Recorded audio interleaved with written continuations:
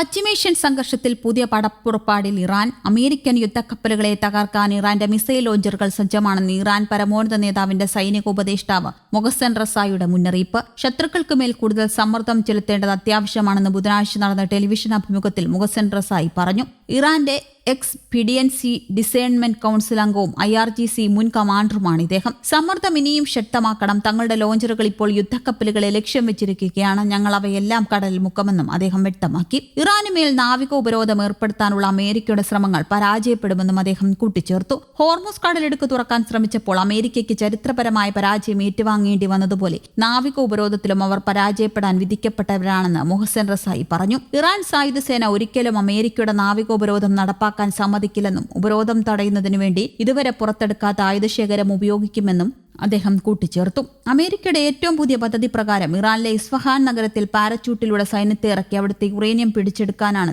അവർ ഉദ്ദേശിച്ചതെന്നും റസായി പറഞ്ഞു. ഞായറാഴ്ച തന്നെ ട്രൂത്ത് സോഷ്യലിൽ പങ്കുവച്ച പോസ്റ്റിൽ ഹോർമുസ് കടലിടുക്കിലേക്ക് പ്രവേശിക്കാനോ പുറത്തുപോകാനോ ശ്രമിക്കുന്ന എല്ലാ കപ്പലുകളെയും തടയുമെന്നും US നാവികസേന ഉപരോധം ആരംഭിക്കുമെന്നും ട്രംപ് പറഞ്ഞിരുന്നു. അതേസമയം ഇറാന്റെ തുറമുഖങ്ങൾക്ക് നേരെ ആക്രമണമുണ്ടായാൽ ശക്തമായ തിരിച്ചടി ഉണ്ടാകുമെന്ന് ഇറാന്റെ സെൻട്രൽ മിലിറ്ററി കമാൻഡ് മുന്നറിയിപ്പ് നൽകിയിട്ടുണ്ട്. പേർഷ്യൻ ഗൾഫിനെയും തന്ത്രപ്രധാനമായ ഹോർമുസ് കടലിടുക്കിനെയും ലക്ഷ്യം വെച്ചുള്ള അമേരിക്കയുടെ പ്രകോപനപരമായ നടപടികൾ കടുത്ത പ്രത്യാഘാതങ്ങൾ നേരിടേണ്ടി വരുമെന്ന് ഇറാൻ വിദേശകാര്യമന്ത്രി അബ്ബാസ് അരാക്ഷിയും വ്യക്തമാക്കിയിരുന്നു. കഴിഞ്ഞ ആഴ്ച പാകിസ്ഥാനിൽ വെച്ച് നടന്ന ഉഭയകക്ഷി ചർച്ചകൾ പരാജയപ്പെട്ടതോടെയാണ് അമേരിക്ക ഹോർമുസിൽ ഉപരോധം ഏർപ്പെടുത്തുമെന്ന് പ്രഖ്യാപിച്ചത്. അതിനിടെ അമേരിക്കയും ഇസ്രയേലും ഉൾപ്പെട്ട സംഘർഷങ്ങൾക്കിടെ പ്രഖ്യാപിക്കപ്പെട്ട വെടിനിർത്തലിനെ ഇറാൻ തങ്ങളുടെ സൈനിക ശേഷി വീണ്ടെടുക്കാൻ ഉപയോഗിക്കുന്നതായി റിപ്പോർട്ട്. US-ഉം ഇസ്രയേലും നടത്തിയ ശക്തമായ വ്യോമാക്രമണത്തിൽ ഭൂമിക്കടിയിലെ രഹസ്യ കേന്ദ്രങ്ങളിൽ കുടുങ്ങിപ്പോയ മിസൈൽ ലോഞ്ചറുകൾ പുറത്തെടുക്കാനാണ് ഇറാൻ ഇപ്പോൾ ശ്രമിക്കുന്നത്. ഉപഗ്രഹ ചിത്രങ്ങളെ ഉദ്ധരിച്ച് അന്താരാഷ്ട്ര മാധ്യമങ്ങളാണ് ഈ വിവരം പുറത്തുവിട്ടത്. ഇറാന്റെ പല മിസൈൽ നഗരങ്ങളുടെയും പ്രവേശന കവാടങ്ങൾ ബോംബാക്രമണത്തിൽ തകർന്നിരുന്നു. ഇതോടെ നൂറുകണക്കിന് മിസൈൽ ലോഞ്ചറുകൾ പുറത്തെടുക്കാൻ കഴിയാത്ത വിധം തുരങ്കങ്ങൾക്കുള്ളിൽ കുടുങ്ങിപ്പോയി.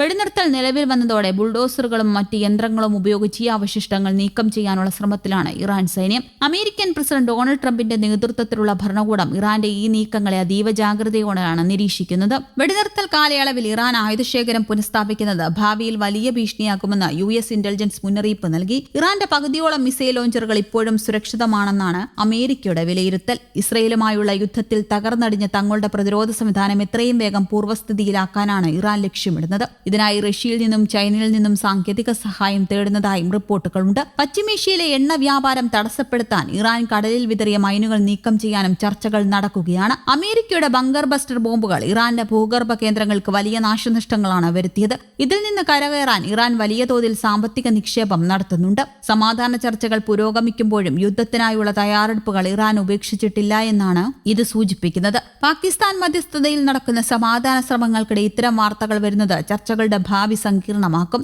ഇസ്രയേലിനെ ലക്ഷ്യം വെച്ചുള്ള ദീർഘദൂര മിസൈലുകൾ വീണ്ടും പ്രവർത്തനക്ഷമമാക്കാനാണ് ഇറാൻ മുൻഗണന നൽകുന്നത്. മേഖലയിൽ സമാധാനം നിലനിർത്താൻ ഇറാന്റെ സൈനിക നീക്കങ്ങൾ നിയന്ത്രിക്കണമെന്ന് അമേരിക്ക ആവശ്യപ്പെട്ടു. ഇറാന്റെ ഭൂഗർഭ കവാടങ്ങൾ പുനർനിർമ്മിക്കുന്നത് തടയാൻ ഇസ്രയേൽ വീണ്ടും ആക്രമണം നടത്തിയേക്കുമെന്ന സൂചനയുമുണ്ട്. വെടിനിർത്തൽ കരാറിലെ നിബന്ധനകൾ ലംഘിക്കപ്പെട്ടാൽ സൈനിക നടപടി തുടരുമെന്ന് ഇസ്രയേൽ വ്യക്തമാക്കിയിട്ടുമുണ്ട്. ആഗോള വിപണിയിൽ എണ്ണവില നിയന്ത്രിക്കാൻ ഈ സംഘർഷം അവസാനിക്കേണ്ടത് അത്യാവശ്യമാണ്. പശ്ചിമേഷ്യൻ രാഷ്ട്രങ്ങൾ ഈ വിഷയത്തിൽ മൗനം പാലിക്കുമ്പോഴും അമേരിക്കൻ ഭരണകൂടം കടുത്ത നിലപാടിലാണ്. ഇറാന്റെ ഓരോ നീക്കവും ഡ്രോണുകൾ ഉപയോഗിച്ച് US നിരീക്ഷിക്കുന്നുണ്ട്. വരും ദിവസങ്ങളിൽ സമാധാന കരാറിന്റെ ആയുസ് എത്രത്തോളം ഉണ്ടാകുമെന്ന് ഇറാന്റെ ഈ നീക്കങ്ങൾ തീരുമാനിക്കും. News desk.